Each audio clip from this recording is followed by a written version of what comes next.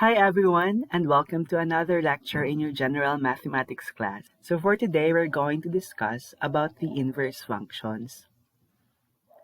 But before we discuss or before we define inverse functions, let us have a quick review about the one-to-one functions.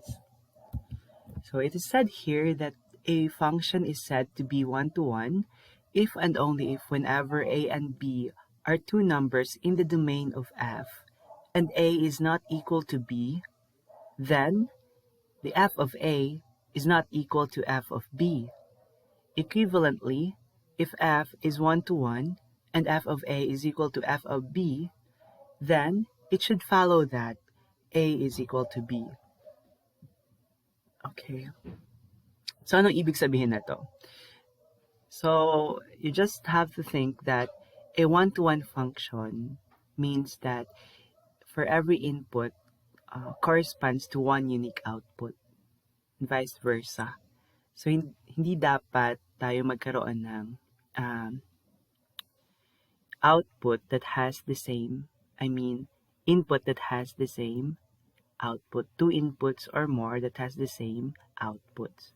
So dapat walang magbalik-balik na value sa ating set of ordered pairs or sa ating mapping, etc. So yan yung ibig sabihin ng one-to-one function. Okay. So you just have to think about it as yung mga relationship natin dyan. So dapat yung isang tao, isa lang dapat din yung kanyang partner, hindi pwede na dalawa. Okay? So ganyan. Yan yung one-to-one function natin. Let's have an example. Okay, let's look at these two mapping diagrams. Which one do you think is a one-to-one represents a one-to-one function and which one doesn't represent a one-to-one function? As what you can see, in this first mapping diagram, 1 corresponds to -1, 2 corresponds to -2, and etc. So, as what you can observe, each input corresponds to one unique output. Walang output na nag-correspond ng more than one input. So ibig sabihin, this is an example of a one-to-one function. Itong isa naman, makikita nyo na ang output natin na si D, output siya ng dalawang inputs, no? We have here 4 and 5. Nag-share sila ng the same output. So this one, hindi siya matatawag na one-to-one. Dapat, yung mga outputs natin is nag-correspond lang siya dapat ng one input. Hindi dapat 2 or more. So 1:1. So this is an example of a function where it's not one-to-one. Okay?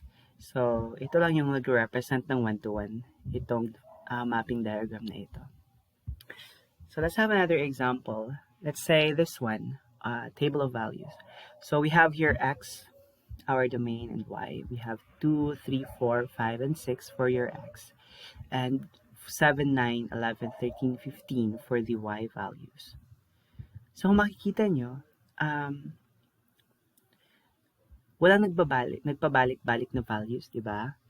So, ibig sabihin, this is a one-to-one function. It represents a one-to-one function.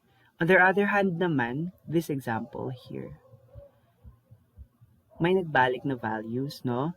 Ito si 1 for your y values. Ito si 1, bumalik siya here.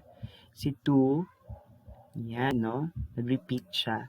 So, ibig sabihin, si 2 na output, makakuha tayo ng output na 2 gamit yung dalawang inputs na -1 and -2 or 2. So, hindi siya one-to-one. Okay. So, titingnan nyo lang kapag given yung mga mapping diagram or table or set of ordered pairs, titingnan nyo lang if may bumalik-balik ba na values, no? If meron man, ibig sabihin, hindi na yan one-to-one na function. Hindi na siya nag-represent ng one-to-one function. So, ganyan lang kadali mag-identify, no? If a function is one-to-one or not, given a mapping diagram, a table of values, or a set of ordered pairs. How about sa graph? So graphically raw, a function f is 1 to 1 if and only if every horizontal line intersects the graph of the function in at most one point. This is called the horizontal line test. Okay, quick question. Bakit hindi na tayo nag-vertical line test? Simple lang yung sagot. Because, sinabi nandito is a function f. Di ba pag sinabi natin na a function, nag-pass na yun siya ng vertical line test. So, let us focus na lang sa horizontal line test. So, dapat sa horizontal line test natin, once lang na nag-pass through yung line sa ating graph ng ating function. Okay, so we have here two examples. Which do you think is the graph na nagre-represent ng one-to-one function? Okay, itong first, no? Kasi this graph, when you draw a horizontal line, it only passes through the graph once. Ito naman, hindi. Because, kapag nag-draw ka ng horizontal line, nagpa-pass through siya twice. So, this does not represent a one-to-one function. Ito lang. Itong first graph. Okay, yan lang yung kadali kapag graph yung binigay. How about if function or equation na yung binigay? Just like this one. So, gamitin natin yung definition. So, if you have f of x equal to 2x minus 5, gawin mo is that, say, meron kang values na a and b from the domain. So, i-equate mo yung dalawa. We have here f of a equal to f of b. So, if you substitute a and b, no, meron tayong 2a minus 5 equal to 2b minus 5. Makancel yung negative 5. You're left with 2a and 2b. So, divide both sides ng equation by 2, you get a equal to b. So, therefore, this is a one-to-one function dahil kapag equal na yung functions na with input na a tsaka b, dapat automatically it implies na si a at b are equal. So, ganyan. So, meaning this is a one-to-one function. How about this one? F of x equal to x squared plus 3. So, again, ganun pa yung steps. F of a equal to f of b. So, substitute tayo dyan. We have here a squared plus 3 equal to b squared plus 3. Now, makakancel si plus 3 sa both sides. We're left with a squared tsaka b squared. So, if square root natin yan, you will get the square root of a squared equal to the square root of b squared. And so, therefore, you'll get the positive negative a is equal to the positive negative b. So, what do you think? Is this a one-to-one function or not? Hindi. Because, if you try negative 2 as your a, and as your b is 2, equal sila. Actually, if f of negative 2 is equal to f of 2, kapag i-substitute mo yan sa negative 2 or si 2 sa ating equation, you will get the same answer, which is 7. So, however, sa negative 2, hindi siya equal kang 2. So, na-violate niya yung definition ng ating one-to-one function. Kasi dapat raw, kung equal yung dalawang functions, equal yung input nila. In this case, yung input natin is negative 2 tsaka 2. So, therefore, this is not a one-to-one function. It doesn't represent a one-to-one function. So, ganyan lang. Ganyan yung pag-identify natin if a function is one-to-one or not. Given a mapping diagram, table of values, graph, tsaka equation. I hope nakasunod lahat, no? So, bakit nga ba tayo discuss ng one-to-one function? Because it's very important, no, sa pag-identify if ang inverse ng given function is a function or a relation. So, makikita nyo yan mamaya. So, define natin kung ano si inverse, no, ng isang function. The inverse of a function.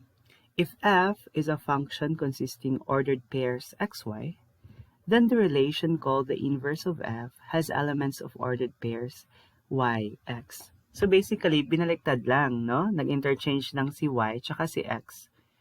So, ang nangyari, yung domain natin sa ating original function, naging range siya sa inverse ng function, no?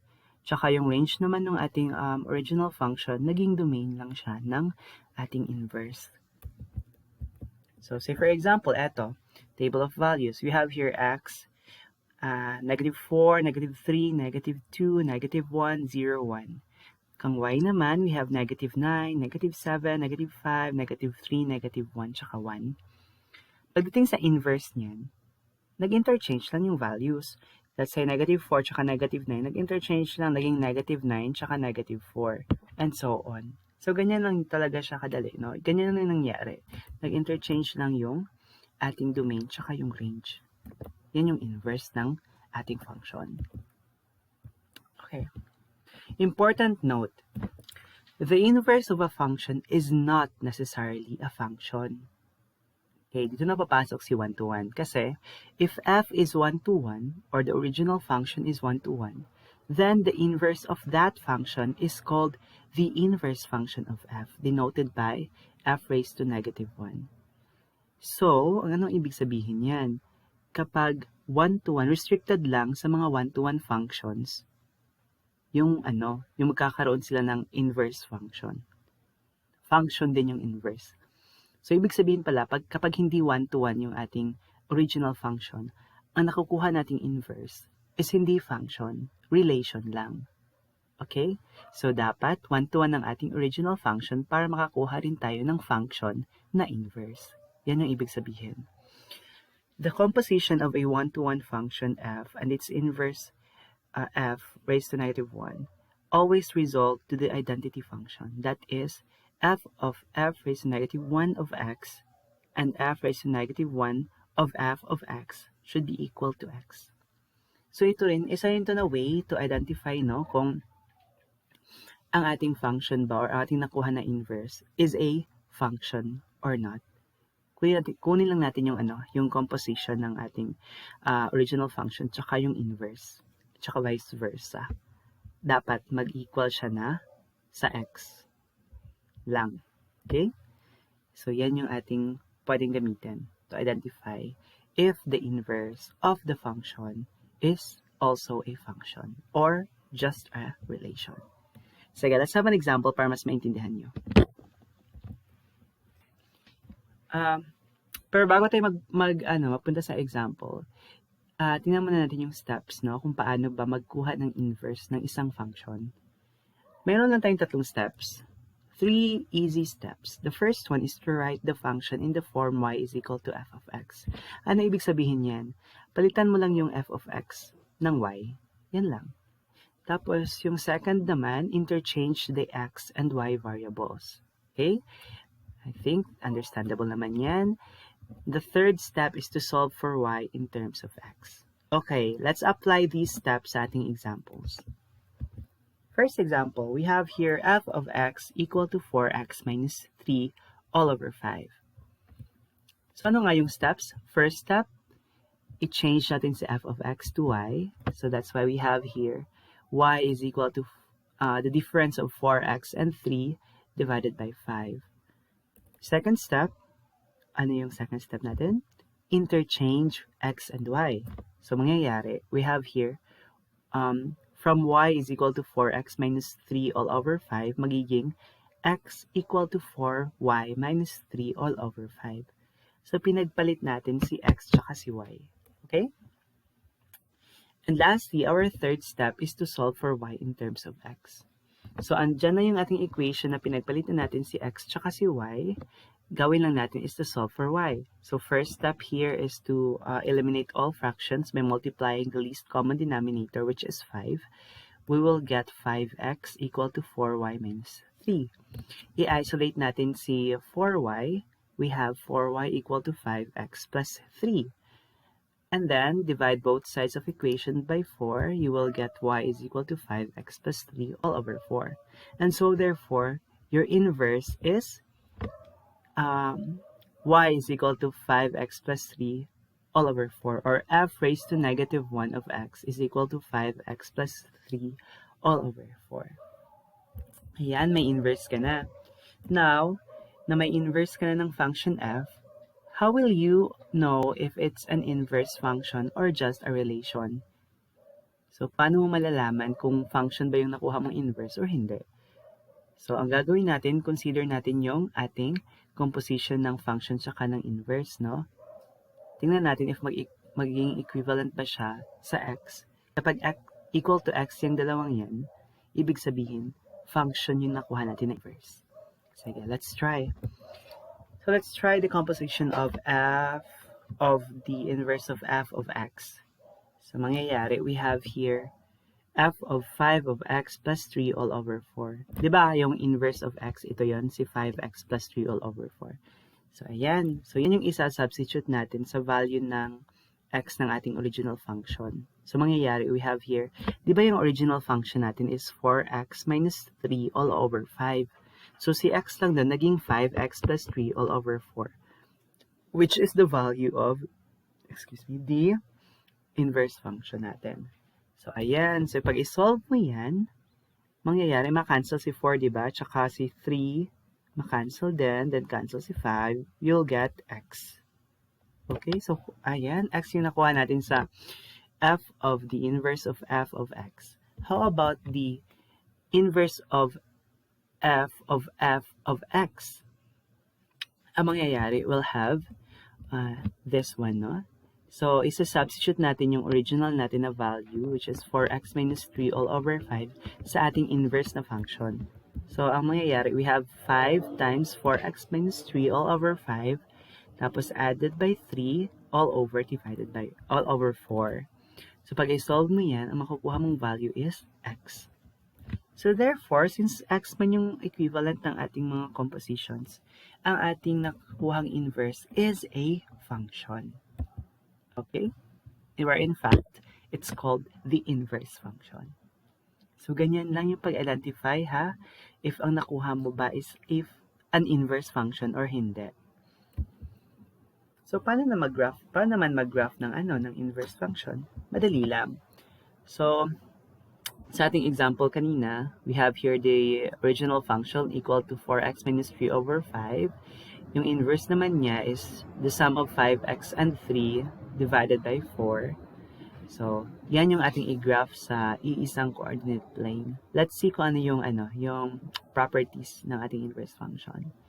So, of course, yung pag-graph natin, try ka lang ng dalawang point or 3 or more points, 2, 3 or more points. Tapos, tingnan mo yung behavior ng graph, tsaka gawa ka lang ng curve. So, if ipo-plot mo yung graph neto, ito yung makukuha mo na graph. Yung green line, yan yung graph ng ating inverse function. Tsaka yung red naman na line, yan yung graph ng ating original function. Kung mapapansin nyo, yung black na line na yan yung yung line na y is equal to x. Diba? Observe that the graph of the function and its inverse is symmetric with respect to the line y is equal to x. Oo.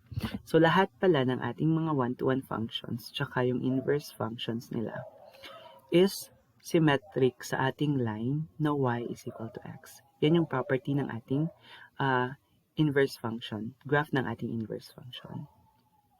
Okay. So, let's have another example. F of x equal to 1 plus the square root of the difference of x and 2.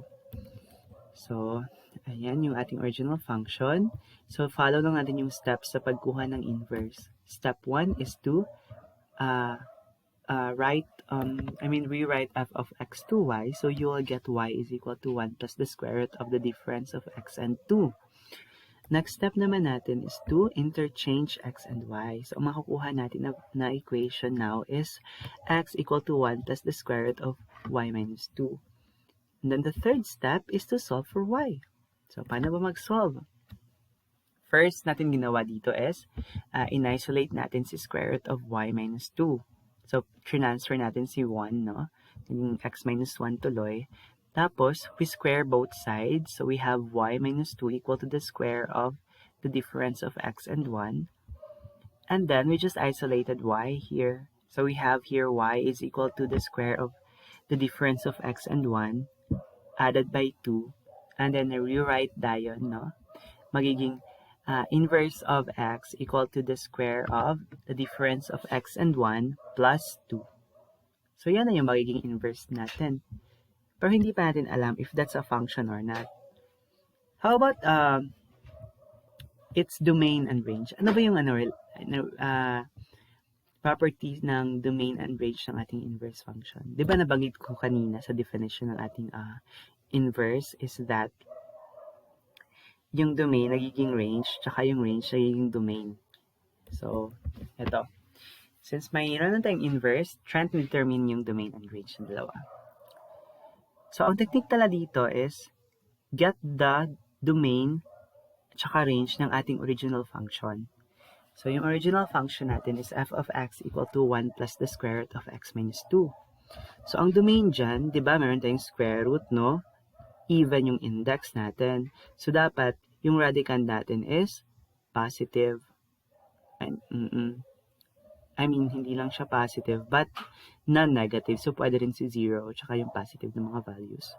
So, ito, so x minus 2 should be greater than or equal to 0. Pag isolve mo yan, magiging x should be greater than or equal to 2. So, therefore, the domain natin is from 2 to positive infinity inclusive with 2. Ayan, may domain na tayo. How about the range? Alam natin na itong square root of x minus 2, ang pinakamababang value na makukuha niyan is 0. So therefore, ang pinakamababang value na makukuha ng ating function is 1 plus 0, which is 1. So that's why our range is from 1 to the positive infinity. So ayan, may domain at range na tayo sa ating original function. Ang pagkuha ng domain and range ng ating inverse function, madali lang. I-interchange mo lang yung dalawa. So ang range natin sa ating original function, magiging domain. Tsaka yung domain naman ng ating original function, magiging range ng ating inverse function. So, ganyan lang kadali ang pagkuha ng inverse, ng domain, tsaka ng range ng ating inverse function. Ngayon naman, i-verify natin kung ang nakuha nating inverse ay function ba or hindi. So, we have here, the composition of the function and its inverse, no? So, dapat lang yung composition nila is maging equal sa x. So, ito, first, f of the inverse of f of x is equal to this, no? The f of x minus 1 squared plus 2. So, ayan. Ito yung i-substitute natin sa ating x, sa ating original na function. So, mangyayari, meron tayong 1 plus the square root of x minus 1 squared. Kasi nga, diba, meron pa tong minus 2. Pero meron din namang plus 2, kaya naging 0 na lang. Kaya ito lang yung natira, si x minus 1 squared. And then, maka-cancel out yung square root tsaka yung squared. You're left with 1 plus x minus 1. So, that is equal to x. Okay, pumasa siya sa ano. How about the other one? The inverse of f of x is equal to the inverse of f of 1 plus the square root of x minus 2. Kapag i-substitute natin to sa ating x value ng ating inverse function, we will have the quantity of 1 plus the square root of x minus 2 squared plus 2. So kapag i-square natin to,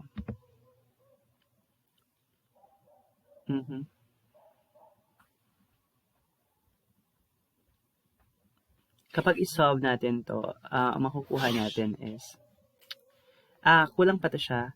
Ito naman, di ba, 1 plus the square root of x minus 2. Mayroon pa to siyang dapat na karugtong na minus 1. Ito, nawala siya, si minus 1. So, kapag mag-minus 1 pa dito sa loob, maka-cancel si 1. Kaya you're left with the square root of x minus 2 squared. Kapag i-square mo naman yon, maka-cancel yung square root tsaka yung square. So, you're left with x minus 2. And then, plus 2. So, maka-cancel na lang din si negative 2 tsaka si 2. And that's why you're left with x. So, kulang lang dito is yung minus 1. Okay. So, therefore, ang nakuha natin na inverse is an inverse function. So, ayan. Perfect. So, paano naman yung graph? Pag i-graph mo yun siya, itong ating function, tsaka yung inverse, ito yung lalabas, no? So, Ayan. So, ang technique pala sa pag-graph is, tingnan mo yung domain ng dalawang function. So, doon ka mag-start sa domain, tsaka kung ano yung direction, di ba yung domain natin dito is papuntang positive infinity. So, mag-start ka ng mag-try ka ng 1, at saka yung 2 for the original function, tapos 3, at saka 4, na i-substitute mo sa x value, and then makakagawa ka na ng curve, no, ng ating graph. Sa inverse naman, you start with 1, tsaka then tapos 2, tapos 3. So, ayan, makikita mo na ang curve. So, ito yung lalabas, no? So, again, kung mapapansin nyo, yung graph ng ating function tsaka yung inverse is symmetric with respect to the line y is equal to x. So, kung magta-try kayo ng graph ng ating function tsaka yung inverse function, tapos napansin nyo na hindi siya symmetric sa ating line y is equal to x, meaning, siguro nagkamali kayo sa pag-solve or pagkuha ng ating inverse function. So, you need to recheck your work. Okay, let's have another example. G of x equal to 2x over 1 minus x. So, we have here a rational function. So, ang gagawin again, yun pa rin, no? You follow the steps. So, the first step is to write y equal to the g of x. So, palitan natin si g of x to y. So, we have here y is equal to 2x over 1 minus x. After nyan, you interchange x and y. So, magiging x is equal to 2y over 1 minus y. And of course, this third step is to solve for y. So, ang gagawin, dahil ito is ang rational na equation, first step talaga natin is to eliminate all fractions by multiplying the least common denominator. So, in this case, the least common denominator is 1 minus y. So, if you multiply 1 minus y both sides, you will get x minus xy equal to 2y. The next thing that you should do is to isolate all the terms with y. So, we have here 2y plus xy is equal to x. In-isolate natin yung mga terms na with y because we are trying to solve for y. Because if you already isolated them, we can inverse na distributive property, no? So, magiging y times 2 plus x is equal to x. So, you divide both sides by 2 plus x, you will get your inverse as the inverse of g of x is equal to x over x plus 2. So, yan lang. So, may inverse ka na. Tingnan naman natin kung ano yung domain tsaka range ng inverse mo. So, first thing is to get the domain and the range of your original function. So, sa original function natin, it's obvious, no, na ang ating domain is all real except 1. Except 1 because if 1 ang ating x value, magiging undefined yung function. Tapos, kung kunin mo naman si range, makakuha mo is all real except negative 2. So, may domain and range ka na. So, pagkuha sa domain and range ng ating inverse function, inverse, hindi pa natin alam kung function ba siya or hindi. So, sa pagkuha ng domain and range ng ating inverse, i-interchange lang natin yung domain and range ng ating original function. So, you have here all real except negative 2, tsaka all real except 1. So now, let's verify if the inverse natin na nakuha is a function or not. Simple lang. Kunin mo lang yung composition pa rin. Dapat mag-equal yan siya ng 2x. So in here, we have g of the inverse of g of x.